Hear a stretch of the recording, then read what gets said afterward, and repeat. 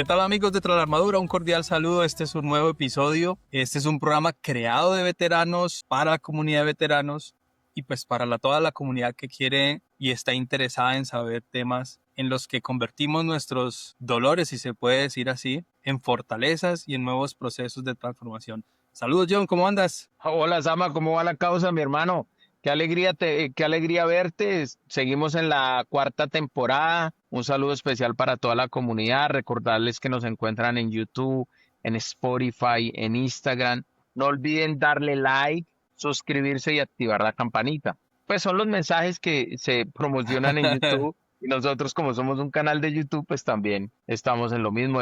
Eso ayuda, no es dinero, ayuda para que el algoritmo le muestre el contenido a más personas. Sama, muy feliz de estar aquí contigo y con el invitado de hoy. Para toda la comunidad, decirles que hoy tenemos con nosotros a un hombre a un man, ¿me entendés? A un man, a un bacán, a un hombre que más allá del combate que enfrentó en su servicio, enfrentó una guerra silenciosa, que es de las cosas como más bacanas que me parece a mí de la historia de Luis. Y es esa guerra o esa batalla que no se libra solo con fusiles, ama, sino que la fe en esta historia tiene un componente bien importante y bien interesante de explorar. Por eso aquí vamos a tener la historia de Lucho, Sama.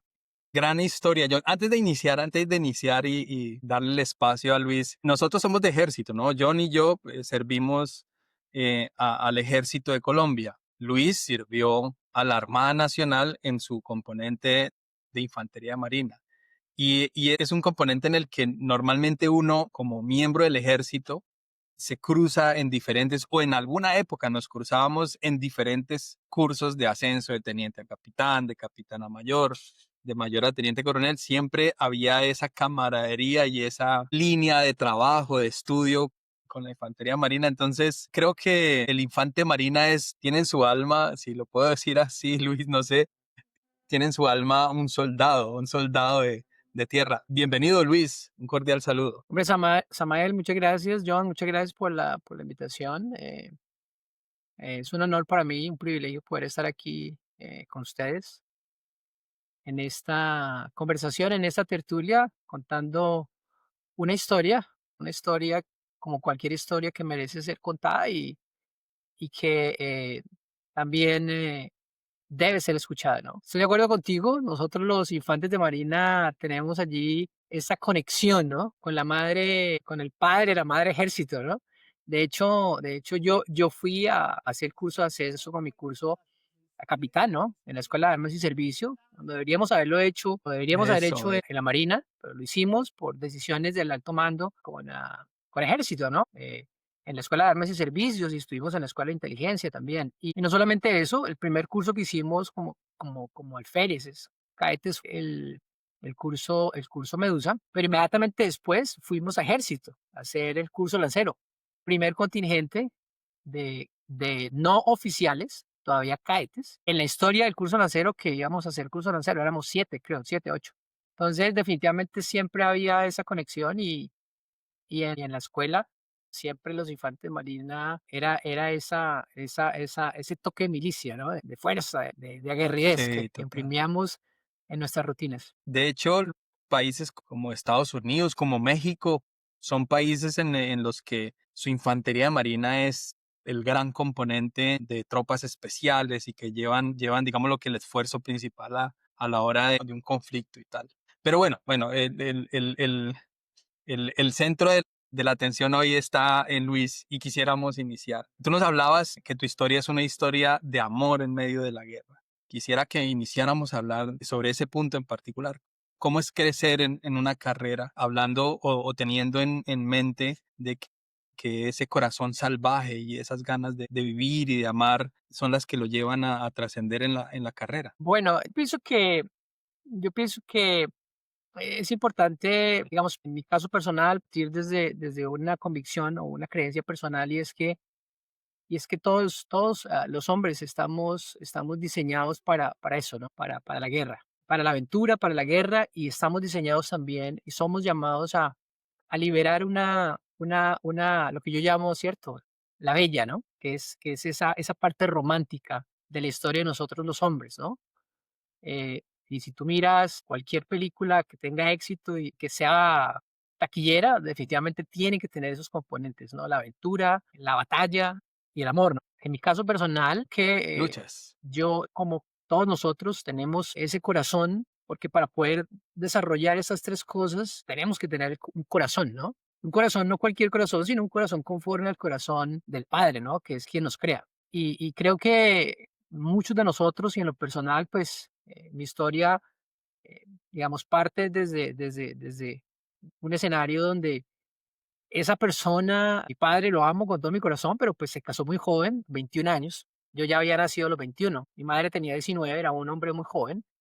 No había una edad ni una madurez para ser papá, ¿cierto? Entonces, como que esos primeros 7 años fueron unos años donde esa figura, digamos, terrenal, que era el llamado a correr ese rol y a recordarte, como papá, tienes un corazón de guerrero, you have what it takes, para ser un hombre, tienes lo que necesitas para ser un hombre, por diferentes razones de la vida, y aquí no lo estoy culpando a él, tengo una excelente relación con mi papá, pues no se dio, ¿no? Y crezco en medio de las hermanas de mi mamá, mujeres, por ahí un tío, un referente muy lejano, ¿no? Entonces, como que empiezas tú a empezar a no tener muy claro si tienes el corazón que necesitas tener. Y creo que ahí empieza esa búsqueda, ¿no? Creo que ahí empieza esa búsqueda. Al final, como somos adentro, somos afuera. Y creo que eso que yo tenía en mi exterior fue esa búsqueda, reflejaba sencillamente eso, ¿no? Estaba buscando como encontrarme con ese corazón para poder tener la certeza de que sí tenía realmente ese diseño original, ¿no?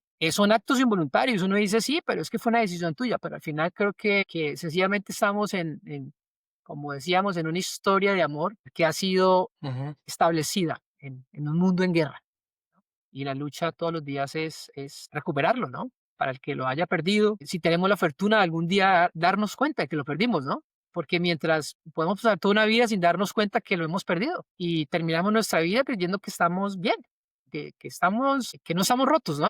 Que no hemos sido quebrados. Cuando tú te das cuenta de que el corazón realmente está roto, pues entonces ya como que es el primer paso, ¿no? Y obviamente vienen muchísimas cosas más que al final es lo que podrían eventualmente llevarte a reencontrarlo, que no necesariamente tiene que ser así, ¿no? Y tienes que ir por el caos, ¿no? Demasiado caos destruye, definitivamente el desorden, el caos destruye, pero también es necesario entrar al caos, ¿cierto? Pero por otro lado, demasiado orden, dice un gran autor, Jordan Peterson, nadie quiere vivir una tiranía, ¿no? Entonces, eso fue básicamente mi historia, una historia de caos, de muchos cambios rápidos, desde chiquito, desde pequeño, y tratando siempre de ir en aras de encontrar un orden. Y todavía sigo luchando por eso, ¿no? Es una guerra de todos los días, una batalla. Lucho, pero ¿tú crees que desde pequeño la vida te estaba preparando ya para las batallas? Esa es una buena pregunta, ¿sabes? Yo creo que sí, ¿no? Y no hablo solamente a título personal, sino que creo que a todos, ¿no? Todos estamos, como te decía desde el principio, tenemos un diseño listo para ser guerreros, ¿no? Para hacer esos dos roles, cumplir esos dos roles, ¿no? De la aventura, de la batalla y de proteger o rescatar a la bella, ¿no? Y en lo personal creo que sí, creo que sí. Y lo demuestran las decisiones, ¿no? Las decisiones que yo fui tomando durante las diferentes etapas de mi vida, ¿no? De la niñez, empecé en esa búsqueda, pues, de la afirmación del amor, ¿no? Entré muy temprano en ese mundo de explorar, ¿cierto? De buscar a la bella, ¿cierto? Tratando de creer que allí era donde estaba el secreto. Después tomar la decisión de irme para la Marina. Creo que también es otra decisión definitivamente, entre comillas, involuntaria, pero es un efecto natural de quiero buscar, quiero saber si realmente estoy hecho para algo, ¿no? Y sí, no, la respuesta es sí, John, creo que sí, definitivamente, desde pequeño. Ya nos haces un abreboca de tu entrada a la Marina, la Infantería de Marina. Creo que al igual que a todos, digamos lo que los que servimos a nuestro país en las diferentes fuerzas, el ingresar a cualquiera de ellas significa un cambio completo en la vida de uno, en la forma de ver el mundo. En el caso tuyo, ¿qué buscabas cuando decidiste entrar a la Armada Nacional, a la Infantería de Marina? Gracias por tu pregunta, Samael, gracias por tu pregunta. Ahora haciendo una retrospectiva y ya después de conocer un poquito más de la vida, creo que, creo que buscaba, creo que buscaba pertenecer a algo más grande que yo, ¿no? Algo que me diera quizás ese prestigio que creía que podía sumar en esa búsqueda, ¿no? En esa búsqueda del corazón, ¿no? Entonces, cuando llegan allá al colegio, los oficiales encargados de la parte de reclutamiento y llegan con su uniforme imponente y pues y empiezan a hablar y empiezan a mostrar todo lo que era la Marina. Yo ya tenía la intención de entrar a prestar servicio, quería hacerlo, y entro y veo allí una gran posibilidad en eso, ¿no? En unirme a algo mucho más grande, algo a lo cual yo quisiera pertenecer y tuviera prestigio, ¿no? Digámoslo de alguna manera simple, creo que en ese momento era como buscar que mi ego se sintiera bien, ¿no? ¿Cierto? Triunfo, éxitos, estar orgulloso de pertenecer a una institución, de tener un uniforme, de tener un arma, sentirme que estaba preparado para cosas, para retos grandes, ¿no? Y creo que esa fue la principal razón por la cual me uno. Lo que ocurre es que ya después cuando tú llegas, te das cuenta que todo eso tiene un precio por detrás que pagar, ¿no? Entonces ahí es donde tú empiezas a evaluar si el precio que tienes que pagar para poder ostentar ese prestigio, ¿no? Ujú. Pues lo quieres asumir o no. Y allí fue también donde entré en un momento donde estábamos hablando de que estaba yo en el segundo año y bueno, fue un año difícil, difícil porque tuve situaciones bastante complejas al punto de que estuve a punto de retirarme, ¿no? Ya tenía eh, la autorización de mi madre en las manos y en contra de la voluntad de mi papá, que entre otras cosas ninguno de ellos estaba de acuerdo en que yo me fuera, ¿no? Entonces, ya con la autorización en las Eso sí es manos difícil. sí, no, no, claro, porque ellos nunca querían, mi mamá siempre me apoyó, ya después de que yo estaba firme, le dije: "No, es que me voy, y si usted no me ayudan, voy con mi abuela, la de la finca donde yo crié, ¿no? Donde crecí, y pues hablo con mi abuela y ya". Entonces, ellos dicen: "No, por ahí es, este man ya está determinado, hay que ayudarlo". Entonces, mi papá no estuvo de acuerdo, me decía: "No, usted qué va a poder con esa vaina, hermano, usted aquí no cocina, usted aquí no hace nada, usted aquí sí, ayuda en la joyería", pues teníamos un negocio, ¿no? Pero usted aquí no madruga, usted no usted no, eso al año le va a quedar grande, ¿no? Pocas palabras, palabras más, palabras menos. Y creo que esas fueron las palabras que al final me hicieron permanecer, porque nosotros nos presentamos en Ibagué como 36 y pasamos 3. Y de los 3 que pasamos, yo era el único que quedaba. Y yo no me veía ni Ibagué regresando derrotado. Decía: "No, pa'l berraco". Entonces cogí, me acuerdo que yo tenía esa autorización guardada en la laca, no sé cómo lo llaman en el ejército, la laca donde guardamos la ropa, y ahí la miraba todos los días cuando tenía que levantarme a las Qué 4 y ir a cómodo. galopar, yo miraba esa, hijo de madre.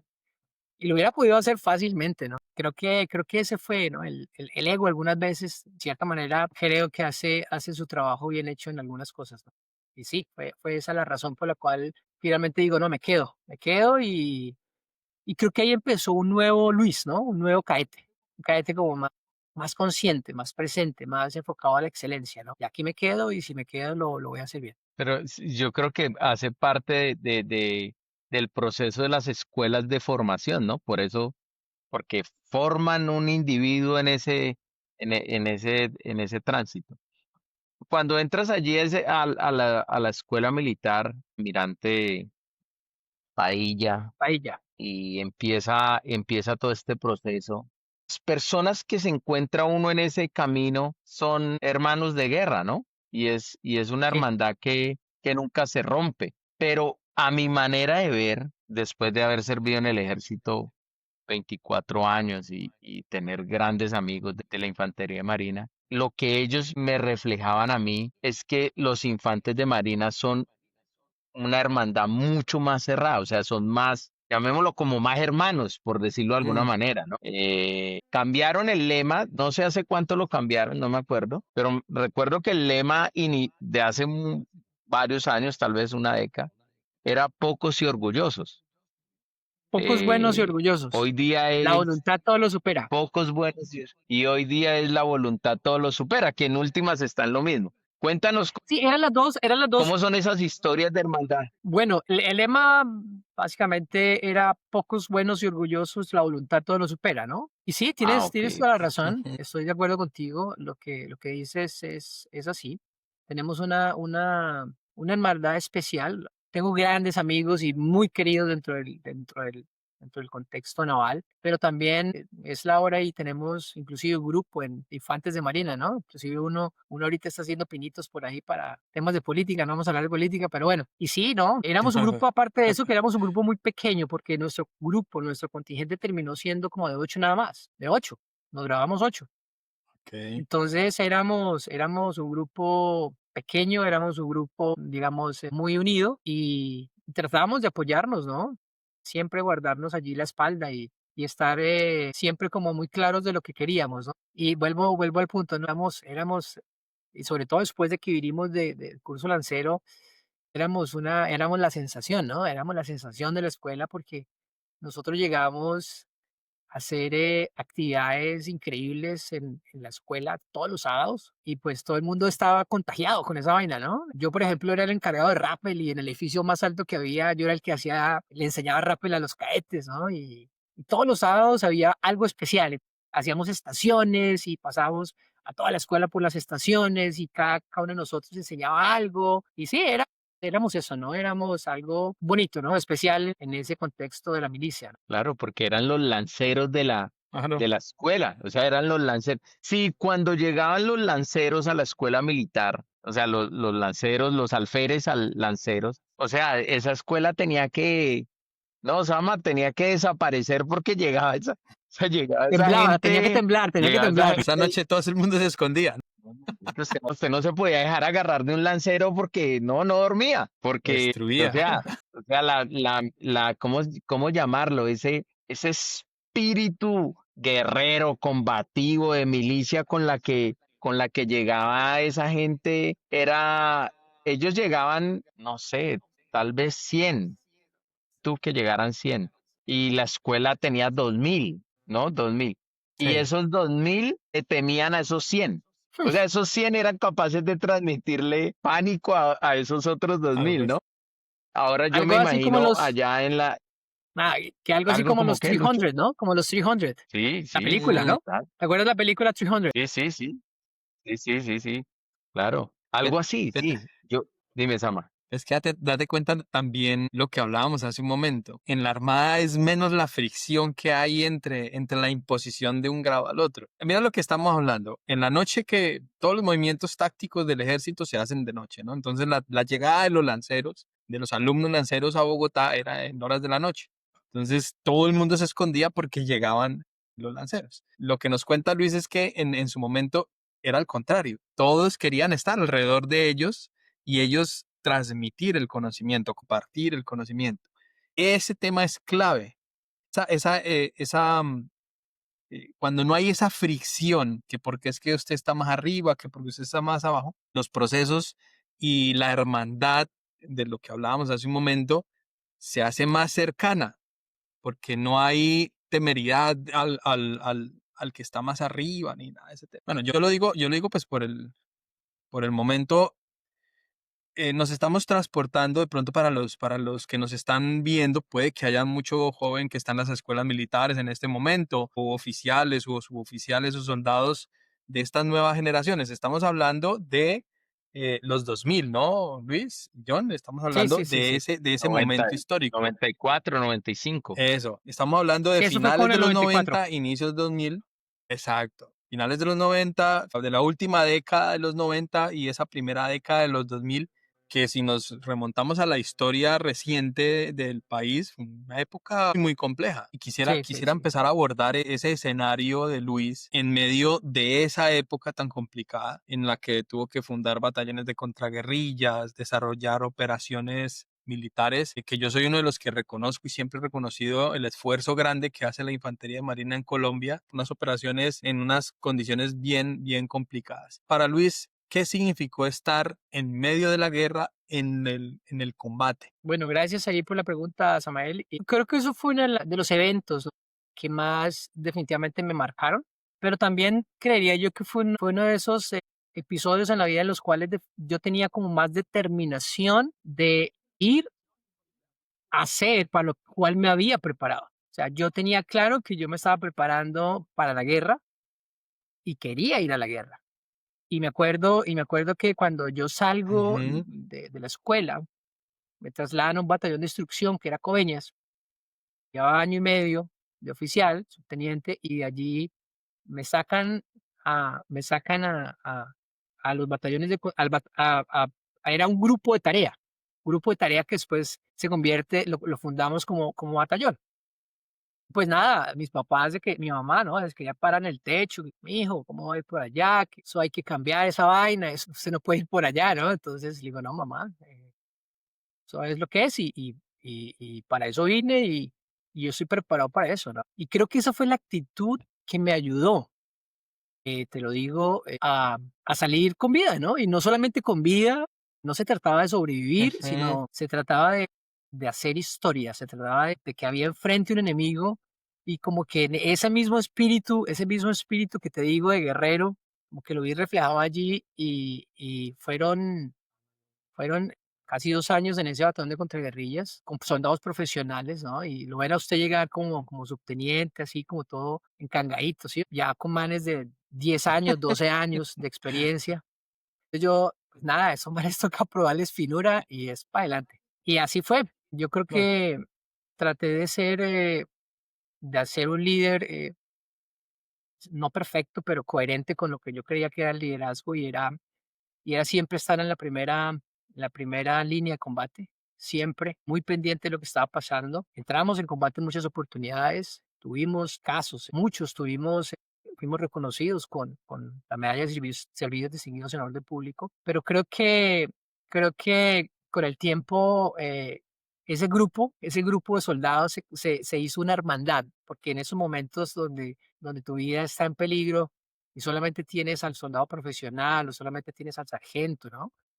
Creo que eso marca una conexión, una unidad que no se rompe, no se rompe y éramos eso, yo era el comandante, pero a mí yo no permitía que a mí me llevaran la comida ni que yo fuera el primero en recibirla. Yo hacía la fila normal como cualquier soldado. Yo llegaba también y hacía mis guardias también, procuraba hacer mis guardias consistentemente. Y bueno, trataba de dar ejemplo, ¿no? Como te digo, y creo que durante ese tiempo que yo estuve, mi grupo era La Piraña, y La Piraña tenía historia, ¿no? Tenía historia por ser un grupo de combatientes aguerridos, ¿no? Y durante el tiempo que yo estuve, creo que no, sin lugar a dudas, no fuimos inferiores a ese,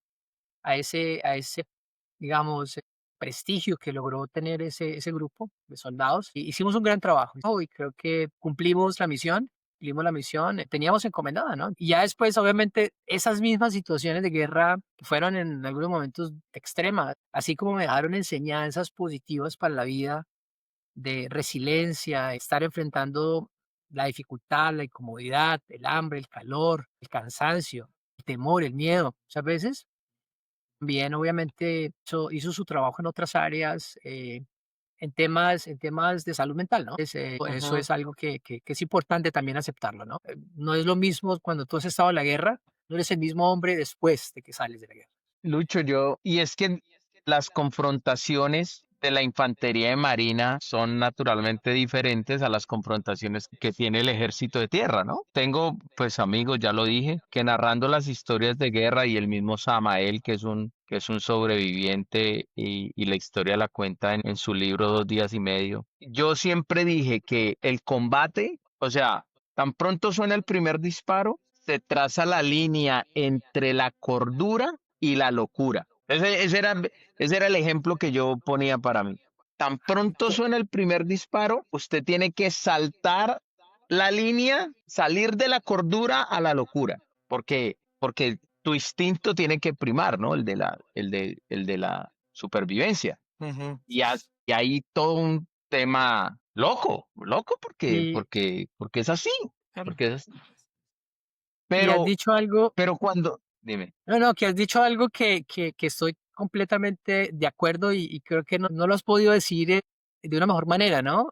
Con las palabras apropiadas y es, en ese momento tú estás o en la cordura o en la locura, ¿no? Y es lo que yo le digo a la gente, cuando yo entraba en esas situaciones, cuando entrábamos en esas situaciones de combate, yo creo que yo entraba a la locura, ¿no? La locura era como que entraba, así lo llamamos, como en una dimensión donde para mí como que la posibilidad de morir no existía. Para mí en ese momento lo que menos tenía yo en la cabeza era que iba a morir o que me iban a herir. yo entraba a la locura, al punto de que Claro. creo que ya después alguna persona me comenta que cuando escuchaban, porque estábamos en combate y el apoyo aéreo y la vaina, ¿sí me entienden? Entonces, y que entramos al campamento y que, etcétera. Utilizaban una palabra para describirnos que era temerario, que es una locura, ¿no? Temerario es Temerario, un loco, ¿no? temerario. Eso, algo así, Sí, algo así. claro, pero entonces cuando se terminan los disparos, tienes que estar en la capacidad de salirte y volver a cruzar la línea de la cordura. Sí, Ahí, sí, total. después de que pasa todo eso,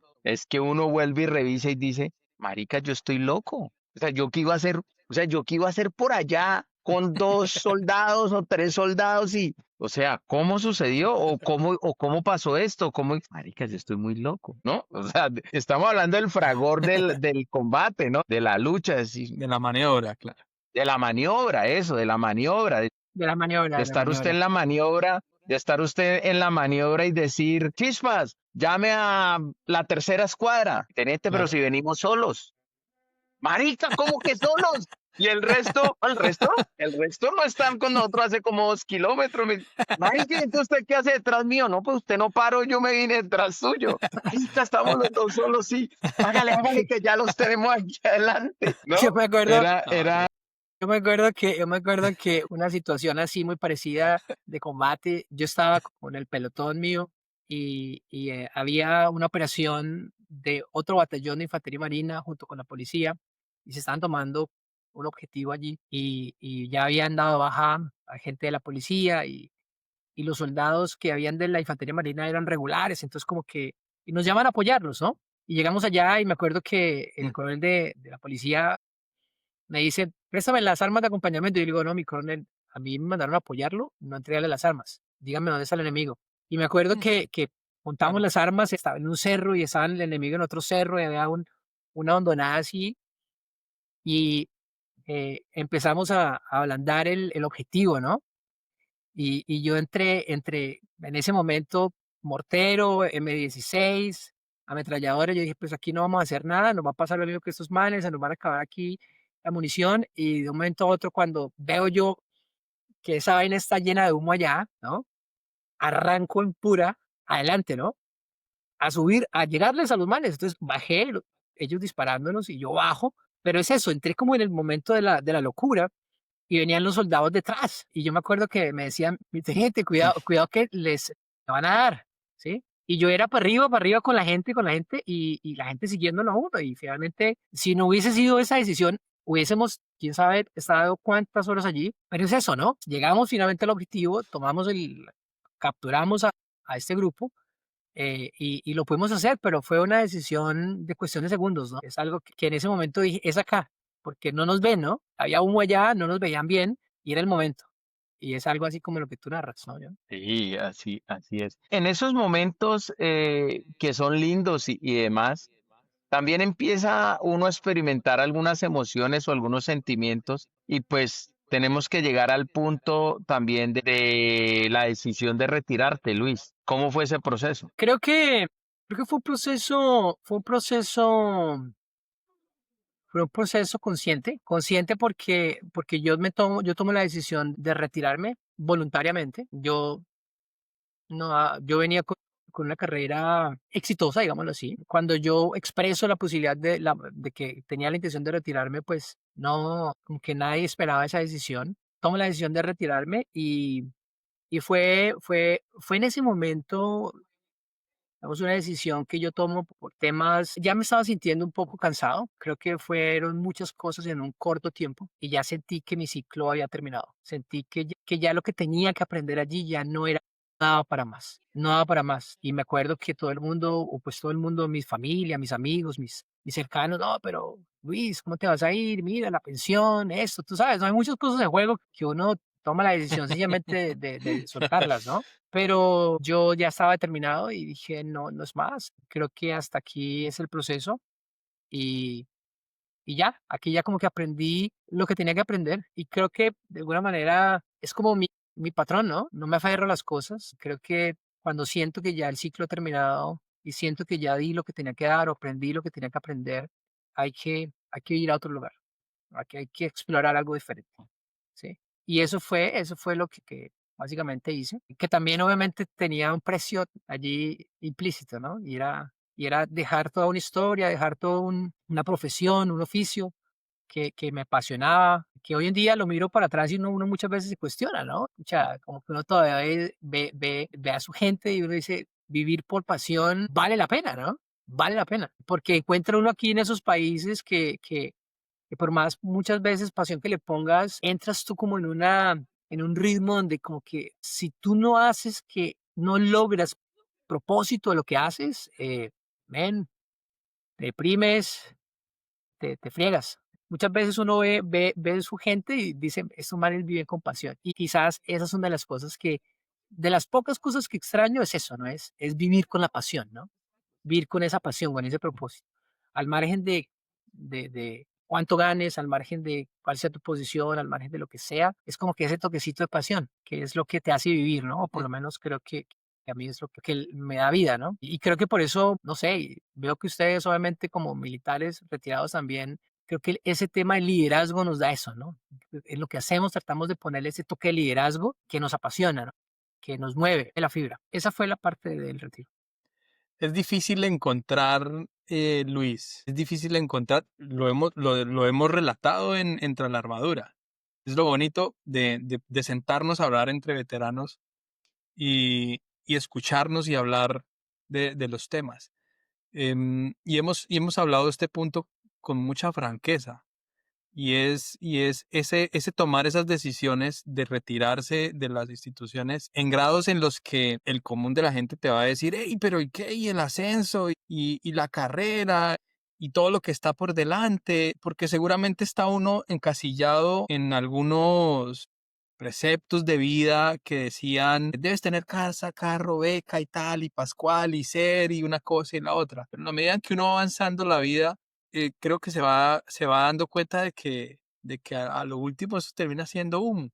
Así es. Termina siendo humo porque el día que se va para el cajón, el día que el cliente se va para el cajón, pues con estrellas, con soles, con jinetas, con rayas eh, de antigüedad o mucho abolengo, lo que sea, y vuelves a la soledad, si se podría decir así, o a la esencia del ser humano. Entonces, tomar una decisión en X momento o en Y momento, pues básicamente se toma es porque estás buscando felicidad, ¿sí? O sea, es que creo yo que es el sentido de lo que estás diciendo. Sí, no, de acuerdo, Samael. Y creo que también detrás de nuestras decisiones, como la que yo tomé, había una fuerza detrás de bambalinas, ¿cierto? Que me estaba dejando de ser, permitiendo ser protagonista de mi historia, diciendo yo tomo mis decisiones, ¿cierto? Y esta es mi decisión. Pero creo que era un paso que yo tenía que dar dentro del plan del universo, de Dios. Tenía que pasar para poder empezar ese proceso que seguía, ¿no?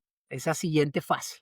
Y era ya la fase Mm. que vivimos en Estados Unidos, porque si de algo puedo estar seguro es que a veces creo que la guerra ha sido más fuerte desde que salí de Colombia que cuando estaba en Colombia, ¿sí? Porque creo que en Colombia sí sabía que estaba en la guerra, pero creía que la guerra estaba afuera, ¿no? Eh, y no, la guerra realmente estaba ahí adentro, ¿no? Estaba ahí adentro. Y solamente cuando estuve expuesto, a un ambiente diferente, a un ambiente desconectado totalmente de lo que podía yo sustentar mi confianza o mi autoestima, fue cuando empecé a darme cuenta de que realmente nada, o sea, estaba sin el uniforme, sin nada. Me acuerdo que quizás de las últimas expresiones de ego que me acuerdo, ¿no? Que expresé fue cuando venía en el avión llegando a Miami. eh, yo decía, esto me lo como vivo, después de haber vivido lo que he vivido, ¿no? ¿Qué va? Eso no fue así. Casi me come eso a mí, ¿sí? Entonces, y allí es donde empieza ya el proceso, que es la batalla, que realmente creo yo que es la más importante, es la más importante. Y mirándolo desde esa perspectiva, creo que ha valido la pena, en lo personal. El precio que pagué, sí, ha sido un precio alto, dejar todo esto atrás, pero pues era algo que tenía que pasar para poder empezar una búsqueda de encontrar el camino, creo yo, que era el que Dios tenía diseñado para mí, principalmente como papá, ¿no? porque creo que ese ha sido el llamado mío a este Ujú. punto de mi vida, ¿sí? Y yo le digo a la gente que la tropa no se abandona, ¿no? Yo vivo con mis 2 hijos, soy divorciada ya de hace 5 años atrás, y creo que ese para mí ha sido como el legado, ¿no? Es como tratar de estar allí todos los días, tratando de ser, no el perfecto, ¿no? Porque yo con mis hijos tengo conversaciones muy, muy, muy amplias, muy espontáneas, donde hay mucha vulnerabilidad de mi parte, pero sí allí, listo para ellos y acompañándolos en el camino. Entonces creo que ya en gran medida se transformó en eso, ¿no? En ser papá. Y quizás mira que ahorita como viene esa revelación, ¿no? Y es quizás eso que en mis principios tanto extrañé, ¿cierto? Es como que lo que quiero dar, ¿no? Dice que nadie puede dar lo que no tienes en Ujú. tu corazón, ¿no? Y si yo me hubiese quedado, quizás no lo tendría para dar, pero he tenido que vivir muchas cosas difíciles, dolorosas, para poder llegar a ser el papá que quizás quise que fueran en algún momento conmigo, ¿no? Y bueno, eso es el llamado de ser papá. Clave ese punto, John, que, porque quisiera que miráramos em, en retrospectiva el tema y analizáramos las etapas, ¿no? Llegamos a la etapa en la que decides cerrar el ciclo del servicio a la Armada Nacional y te casas, creas familia. Ese proceso, si se podría decir así, o ese momento anímico y tal de la vida en el que decides casarte, lo asumes como un nuevo escenario de vida en el que quieres olvidar el tema del servicio o estás en otro momento de tu vida con el amor y todo el asunto, en una luna de miel y te casas. Bueno, esa decisión ocurre estando yo aún en el servicio, Samuel. Yo me caso Ok. estando oficial de planta en la escuela naval, ¿sí? Es decir, cuando yo salgo de Colombia, yo todavía estaba en el servicio. Y creo que ese fue el otro Ajá. ingrediente de parte de la historia que yo les hablo, de la aventura, de la batalla y de la beauty to rescue, de la hermosa a rescatar, ¿no? Y es Ujú. esa parte romántica que también estaba buscando por mucho tiempo. Eh, y bueno, sí, creo que definitivamente uno, o yo en lo personal en ese momento creí que eso podía traer como más cercanía a esa persona que yo quería encontrar, ¿no? Que yo quería hacer, ¿no? Sí, como todas las relaciones del principio, pues nada, tienen sus momentos agradables, sus momentos memorables, sus momentos que uno quiere guardar, pero con el tiempo veníamos ya con unas raíces y que al final entras tú en un proceso difícil para una pareja. Llegar a Estados Unidos, yo llego con ella, con mi ex esposa embarazada, 6 meses, ¿sí? Sin familia, a enfrentar una situación de embarazo y después se generan una serie de necesidades, ¿no? De todo nivel, ¿no? Todo nivel. Salud, emocional, mental, económicas. Y bueno, en ese momento tú no haces sino trabajar y trabajar y trabajar porque tú quieres proveer, ¿no? Y pues obviamente muchísimas cosas allí hicieron mella. Y después empezamos allá, y después tener que volver a empezar por segunda vez, nuevamente aquí de cero. Todo eso finalmente termina erosionando pues una relación, ¿no? Pero sí, no lo hice con la intención de olvidar la milicia, lo hice de una manera, de una búsqueda interna de encontrar ese amor, ¿no? Esa parte importante para mí era tener una familia, ¿no? Hijos, ¿no? Yo creo que ese es como un relato muy más que genuino, es como el común denominador de muchos hombres que sí, que empezamos por ahí, que en el camino tocó darle la vuelta a la cosa, ¿no? Mira que me hiciste acordar porque yo pasé por ese proceso. Ni siquiera pasé, estoy pasando por ese proceso. Y es verte sin nada, sin uniforme, sin patria, sin amigos, sin estatus, sin nada, que es como, que es como se ve uno, o es como me siento yo, ¿no? O me sentía. En ese momento, Lucho, ¿de dónde echaste mano? Yo creo que esa es la pregunta más importante de toda la conversación, quizás de la noche, ¿no? Y sé que aquí no venimos guardando el respeto por todas las creencias y por todas las fes que podamos tener. A mí lo único que me sostuvo fue la fe en Dios, ¿no? Yo me meto en una vaina loca, llena. Yo decía como que yo aquí no tengo otras. Aquí no hay nada más sino confiar en Dios y empezar a caminar en fe. Y entonces me meto lleno a estudiar, comerme la escritura, la palabra, a llenarme de información. Pero también era muy inquieto porque a mí me gusta aprender, ¿no? Soy muy autodidacta, entonces también el tema del inglés. Aparte de eso tenía el tema en la industria financiera, para mí era un reto.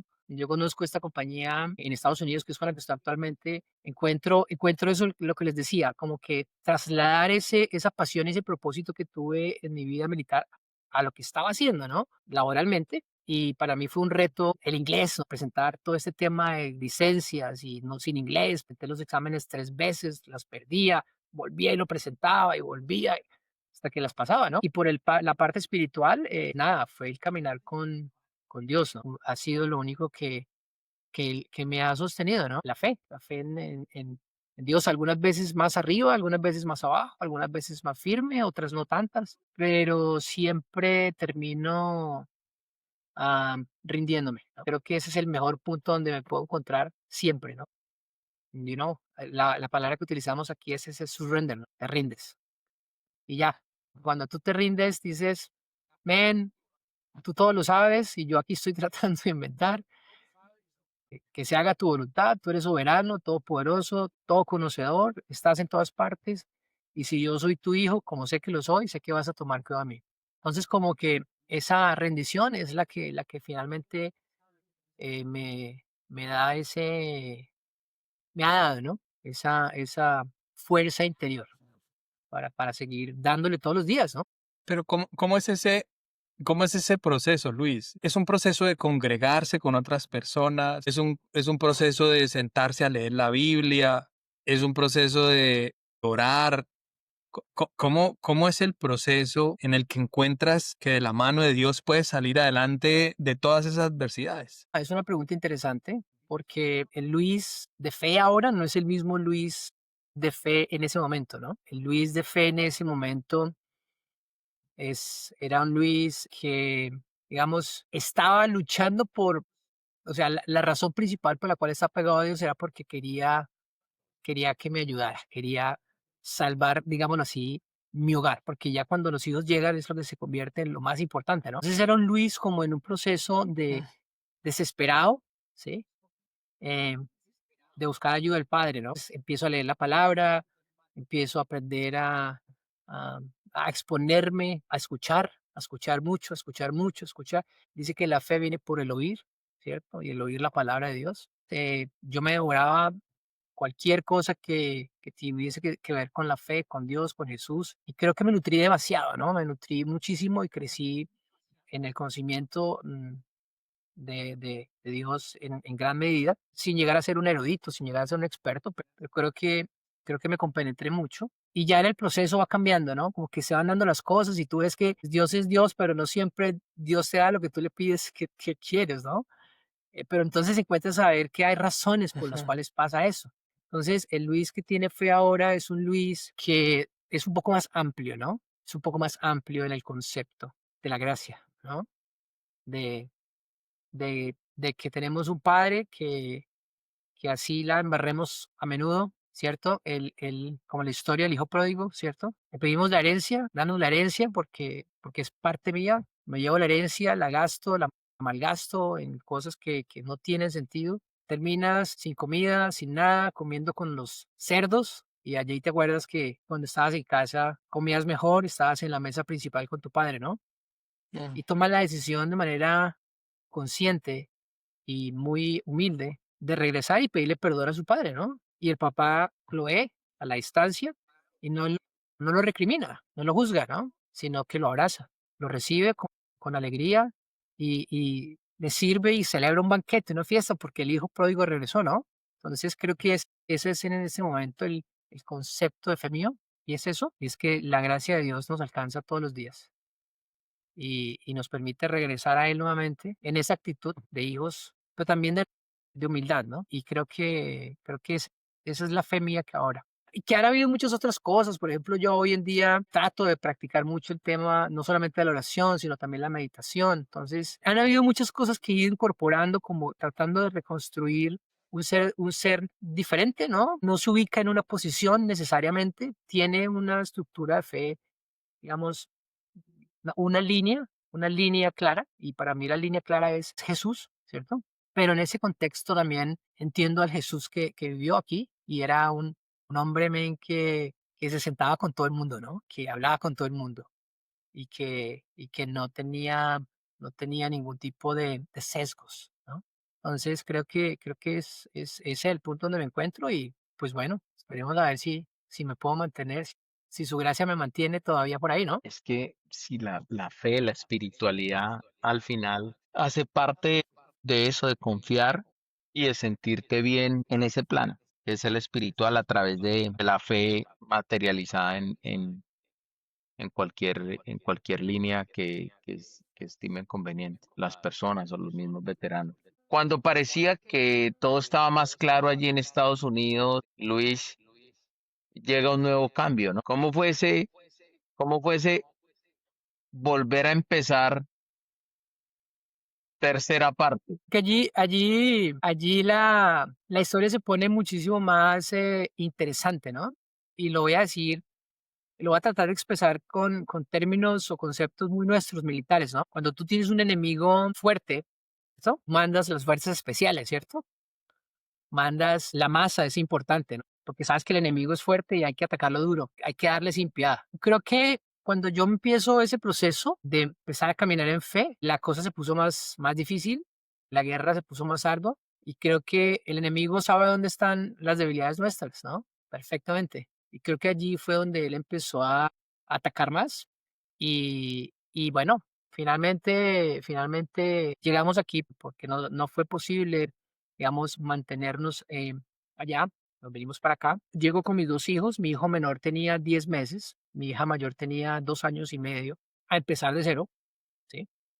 A empezar de cero, a estudiar ahora sí Chiquiticos. inglés, a adaptarnos, ¿cierto? A vivir en un país nunca habíamos vivido en el frío, todo diferente. Mis presentaciones, yo cuando estoy hablando del conocimiento en las inversiones, entonces yo hablo de que siempre hay un riesgo, ¿no? Pero que el riesgo nunca desaparece, el que cambia es uno. Entonces yo les digo, cuando llegue a este país, todo me da miedo, todo. Yo nunca había manejado en autopistas grandes, nunca había estado a temperaturas de -20, -25. Todo el mundo decía, curan los hijos, las orejas, se les va a caer, se les va a partir los cartílagos.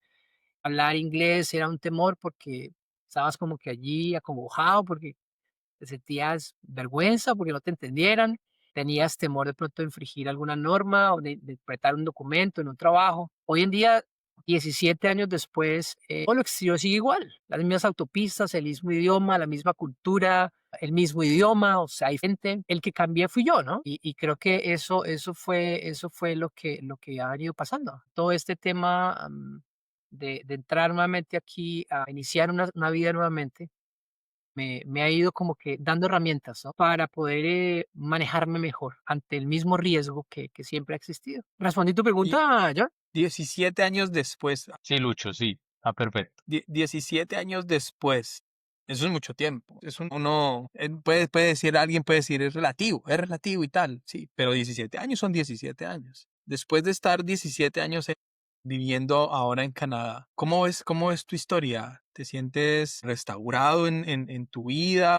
¿Cómo te sientes después de todos esos procesos y esos desafíos que has ido eh, luchando uno a uno? ¿Cómo se siente hoy Luis Posé? Es una pregunta profunda, ¿sabes? Porque creo que am, la restauración nunca termina, ¿no? Todos los Es días clave. estamos en ese proceso. Y una de las grandes hábitos o digamos prácticas que yo he tenido para mí es yo tomo a veces porciones de la palabra, ¿cierto? Y las repito en los momentos de más adversidad, las grabo inclusive en mi celular y cuando a veces estoy en momentos down, súper, súper down, que tú no tienes ganas ni de hablar, como que las pongo, ¿no? Entonces hay una palabra que la quiero compartir aquí, es que ha sido como esa luz en el camino, y dice, el justo florecerá como palmera, crecerá como cedro en el Líbano plantado en los atrios del Señor, aún en su vejez florecerá,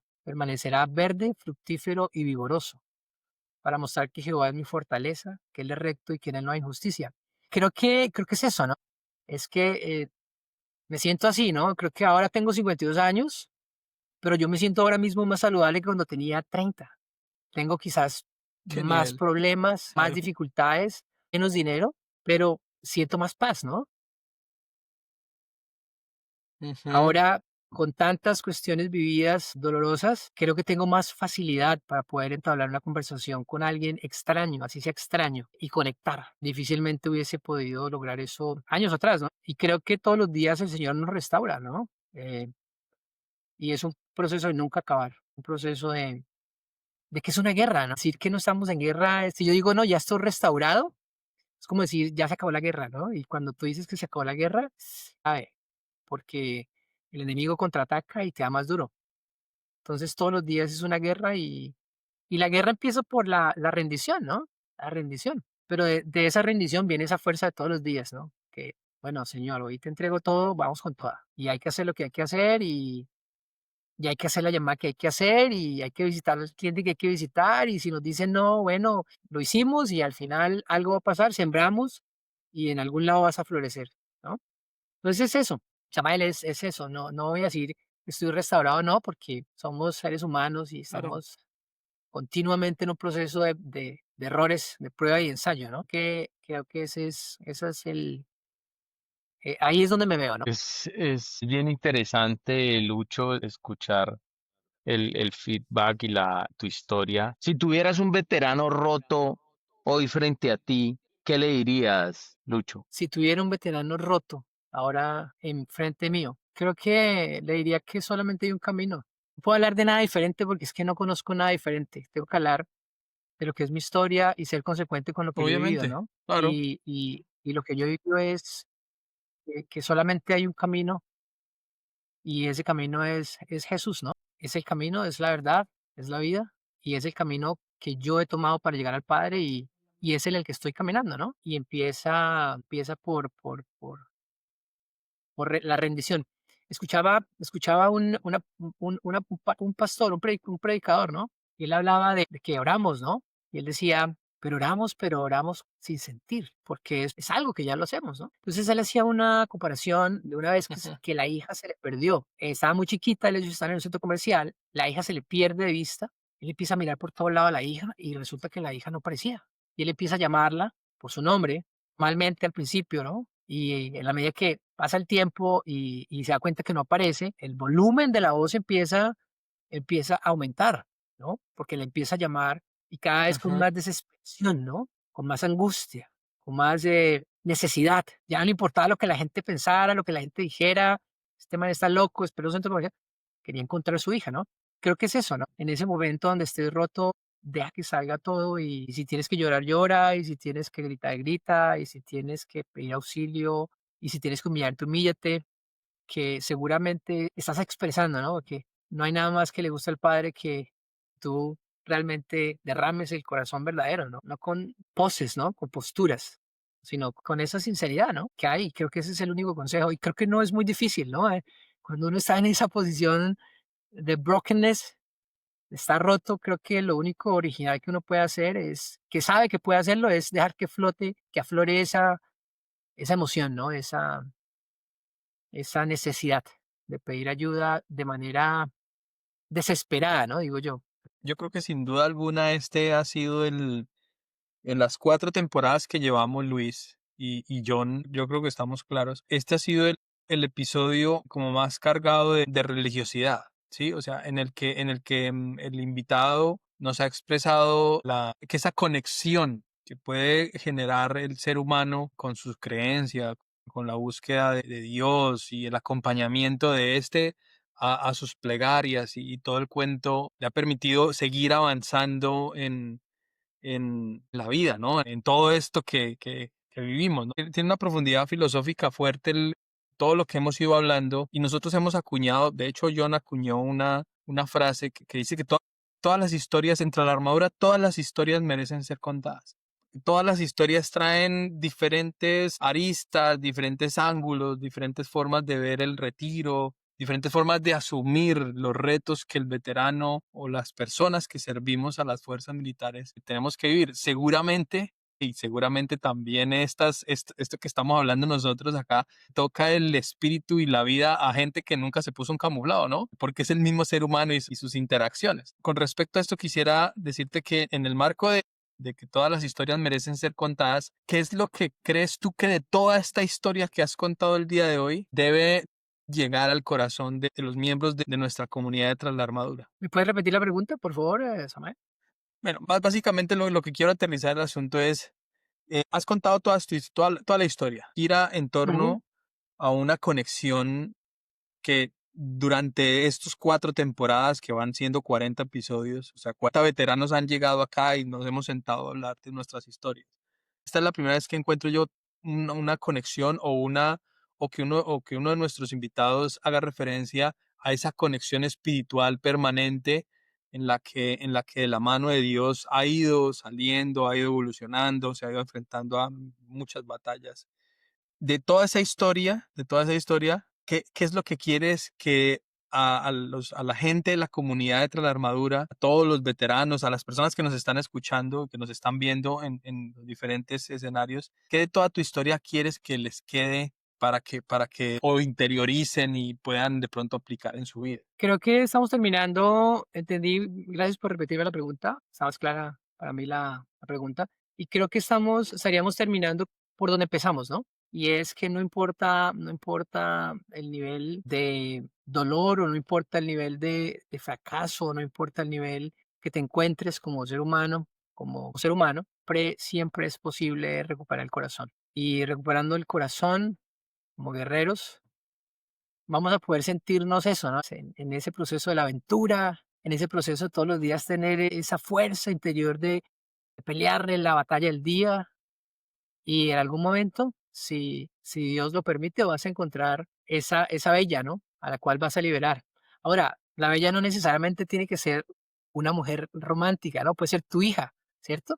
Puede ser tu hija. Sí, obviamente. ¿Sí o no? Pues ser tu madre. Que si al final Dios no tiene dentro del plan divino que tú rehagas tu vida, digamos, de pareja, vas a verlo en tu hija, como lo he tenido yo durante todo este tiempo. Imperfecciones que también tengo, ¿no? Pero creo que ese es el mensaje, ¿no? Y en lo personal, pues, para mí definitivamente ha sido un camino y es el camino que creo que me mantendré con la gracia de Dios y es buscando a Jesús, ¿no? Todos los días. Sí, y me uno a lo que dice Sama. Creo que esta es una historia bien espiritual que inclusive en este momento para mí está siendo gratificante. Lucho, ¿qué libro le podrías tú recomendar a un veterano y qué canción es el refugio emocional tuyo en esos momentos naturales de la vida nuestra? Bueno, qué buen tópico que estamos hablando, qué buen tema que estamos ahorita entrando. En todo este proceso de irnos en esa transformación, debo reconocer que cuando yo estaba en la escuela nunca terminé un libro. Los empezaba y por ahí leía lo más importante y hacía el ensayo, ¿no? Y en ese proceso yo empecé a devorarme libros. Entonces, hay muchos, Ajá. pero hay uno muy sencillo de entender y se llama El Maestro de Maestros y El Maestro de Maestros. El autor se llama Augusto Curie y tiene varios libros. Maestro de Maestros, tiene el Código de Inteligencia Emocional, pero El Maestro de Maestros fue el libro a través del cual yo encontré a este autor. La verdad que para mí fue un gran tesoro. De hecho, llegó a mis manos a través de un coronel de ejército que llegué a la casa de él y lo tenía y me lo prestó y allí empecé a leer a este autor. Y canciones, creo que son dos. Y es El Taller del Maestro, ¿sí? Y Soy Soldado, de el mismo autor, se llama Alex Campos. Soy Soldado. Soy Soldado es una vaina tesa, hombre. Ujú. Eso es una, mejor dicho, es un llamado para los combatientes a vivir esa vida, pero en una milicia diferente, ¿no? En una milicia, porque dice que nuestra guerra ya no es contra sangre ni contra espada, como lo vivimos nosotros, sino contra huestes, potestades y fuerzas que habitan en regiones celestiales, ¿no? Pues somos parte de la milicia, pero es una milicia diferente. Dos canciones. Buenas Sí. recomendaciones. Claro.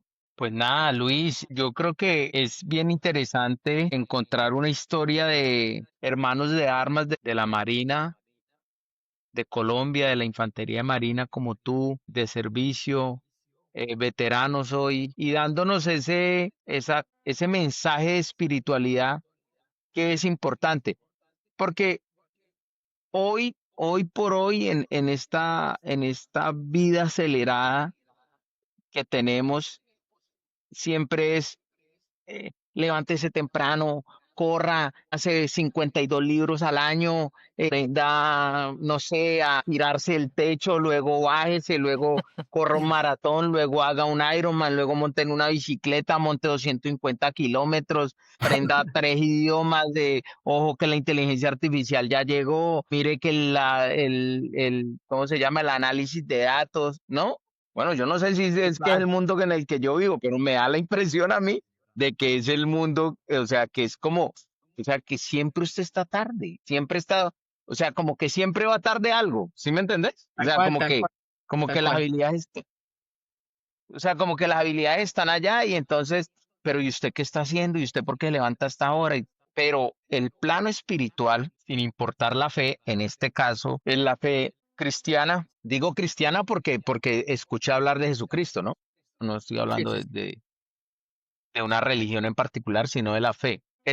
O sea, es algo a lo que hay que invertirle también. Sin, en mi caso particular, respetuoso, no estamos hablando de extremos, no estamos hablando de fanatismo, estamos hablando de un proceso interno que se puede hacer y se puede explorar con fe, con pasión, con amor. Y creo que es un aporte importante desde una óptica diferencial, Sama. No, vuelvo y lo digo, este es el primer episodio en el que hemos abordado el proceso de transformación del veterano acompañado permanentemente de la espiritualidad.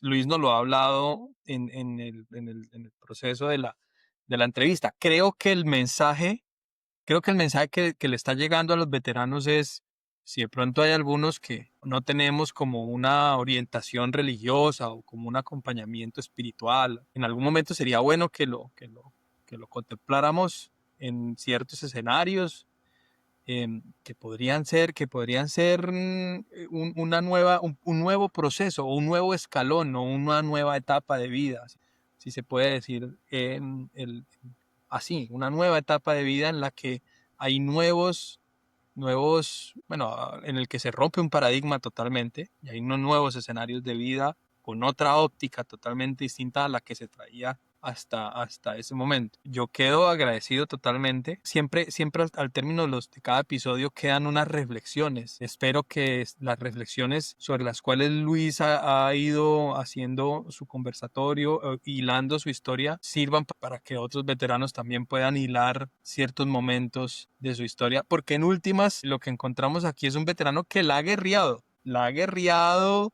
de la mano de Dios, de sus convicciones, acompañado de sus hijos, mirando al frente, con la frente en alto y la sigue luchando. Me encanta el proceso. Además, Luis tiene una pluma. Ahí nos deleitó hoy con un escrito, con un pedacito de un escrito. Tiene una pluma supremamente cargada de calidad. Yo solamente tengo agradecimientos para Luis por el acompañamiento, por el mensaje que deja entre la armadura, el mensaje que nos deja a nosotros como compañeros también de veteranía y darle un reconocimiento especial por todo el esfuerzo que ha hecho y que sigue haciendo, que no lo ha dicho el día, que sigue construyendo y que ese es un proceso continuo, ¿no? Entonces, nada, gracias Luis por todo el espacio. Gracias a Samuel, gracias John por la invitación. Estoy un convencido de que aprendemos a través de las historias. Creo que el trabajo que ustedes están haciendo es magnífico. Más allá de cualquier búsqueda personal, creo que el trabajo que ustedes están haciendo tiene un valor profundo porque creo que esos hombres que hemos salido de esa vida militar necesitamos a veces esto, ¿sabes? Necesitamos ser Sí. exhortados, encontrar esa dosis de valentía que está en nuestro interior, pero que tiene que ser activada por una fuente exterior.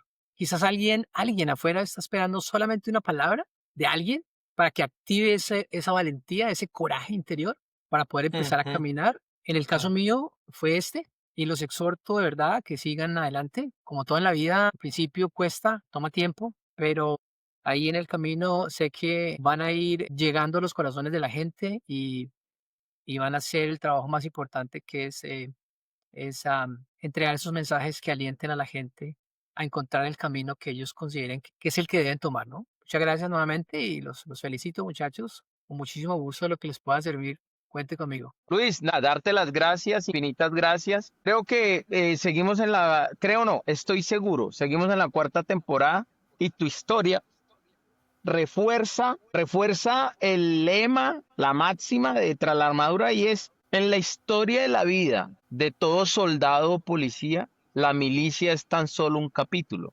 no toda la historia. Y aquí contigo tuvimos la oportunidad no de escuchar un capítulo, no de escuchar 2 capítulos, no, sino que por el contrario escuchamos 3 capítulos de la vida de un soldado, de un infante de marina, que sirvió, que migró y que volvió a empezar, pero que en su esencia de valor y espiritualidad nos deja un mensaje y un regalo impresionante para toda la comunidad de Tras la Armadura y para los que no son veteranos, pero que también ven el programa y se motivan y se inspiran en estas historias.